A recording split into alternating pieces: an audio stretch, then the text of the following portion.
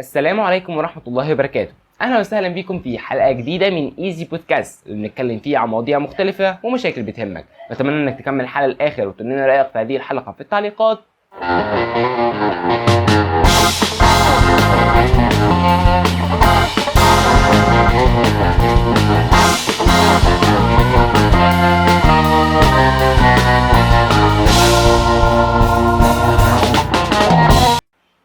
طبعا في نهاية حلقة القراءة وضحنا إن القراءة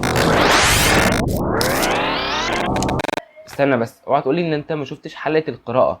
لو ما شفتهاش فروح شوفها 5 دقايق يعني. طبعا هسيب لك لينك الحلقه في الوصف، بس انصحك ان انت تشوفها لانها حلقه مهمه جدا. وتعالى لنا تاني. وضحنا ان القراءه هي جزء اساسي من مركب النجاح والدافع ليك انك تترك اثر ايجابي. عشان كده في حلقه النهارده هنتكلم فيها عن حاجه ممكن نكون عارفينها ولسه قايلينها من شويه، الا وهي موضوع الاثر. للاسف الاثر من الحاجات اللي احنا مش بنتذكره، على الرغم انه ممكن يكون دافع لينا في رحله الحياه. بس خليني في البدايه اقول لك ان الاثر سلاح ذو حدين. يعني ممكن انك تكون بالفعل تركت اثر بشكل ايجابي، ممكن انك تكون تركت اثر بشكل سلبي. خليني اقول لك كمان ان اي انسان هو عايش في هذه الحياه فهو ترك اثر. ممكن يكون كمان عايش، ممكن يكون ميت، بس في النهايه هو ترك اثر، سواء كان بنسبه كبيره او بنسبه قليله، او بشكل ايجابي او بشكل سلبي، سواء كان في شخص او في مجموعه. بس خليني الفت نظرك لحاجه مهمه من اكتر الحاجات المنتشره حاليا، وحاجه ممكن تكون انت تعرضت لها اصلا في مرحله من مراحل حياتك، الا وهي ظاهره التنمر، تحت عنوان اني بهزر مع صديقي او اني شخص روش يعني. ولكن ده على النقيض تماما من موضوع التنمر. ده مش موضوع حلقة النهاردة، ولكن كان مثال يجب ذكره في موضوع الأثر. كونك إنسان فأنت هدفك الأولى والأسمى هو إنك تترك الأثر الطيب المستمر بعد انتهاء رحلتك في الحياة. كل حاجة هتروح ما عدا حاجة واحدة، ألا هو الأثر. بس مش الأثر الإيجابي بس، لا، سواء كان الأثر ده إيجابي أو سلبي.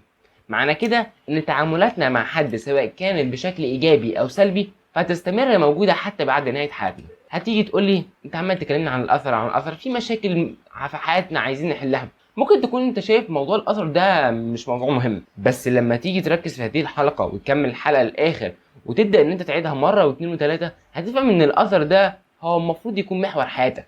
فكره انك تترك اثر سلبي في حياه شخص ممكن تخلي الشخص ده يكون شخص سيء بسبب ان انت قلت له كلمه سيئه في حقه، فده هيخليك انت لو حسيت بالشعور اللي هو مثلا حاسه، هتحس الموضوع ايه ده، انا عملت كده ليه؟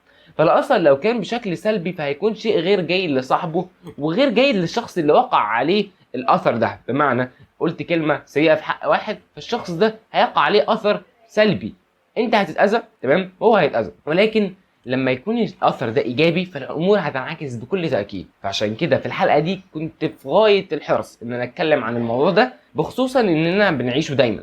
الشخص ده ممكن يكون مش كويس معاك زي ما وضحت من شويه، ولكن حاول انك تاخد سلوك مختلف في التعامل معاه، لعلك تترك فيه اثر ايجابي يفتكرك بيه وتكون انت سبب من الاسباب اللي ممكن تغير الشخص ده. لان تغييرك لشخص من رحلته للضياع لرحلته للنجاح ده مش شيء بسيط خالص، ده شيء وانجاز لازم تكون فخور بنفسك لو عملت حاجه زي كده. خليني اقول لك ان الاثر ملوش معايير محدده، يعني مش لازم اعمل حاجه واو. ممكن تكون انت فاهم ان الاثر يعني اعمل حاجه واو والناس كلها تتكلم عليها، وده بسبب انخراطك بالسوشيال ميديا وانها بدات تصدر لك معايير وستاندردز عاليه جدا لازم تلتزم بيها.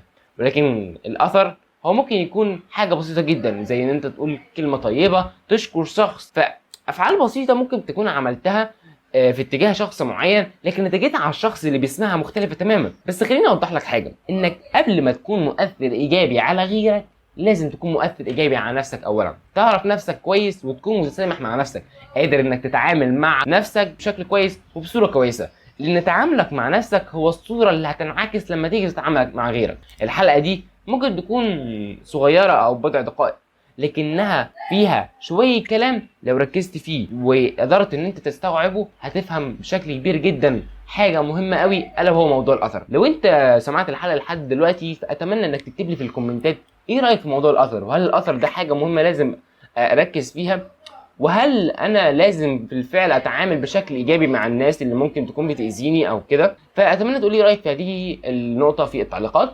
وطبعا ما تنساش ان انت تكون معاك ورقه وقلم وانت بتشاهد هذه الحلقه، والاهم من كده لو انت استفدت حتى لو بنسبه 1% برضه قول لنا في هذه الحلقه في التعليقات. وفي النهايه احب اشكرك على وصولك لنهايه الحلقه، ولو حابب تسمع باقي حلقات ايزي بودكاست متاكد انك تكون متابعنا، وكمان في الوصف هتلاقي لينك حلقات البودكاست. نتمنى لك التوفيق.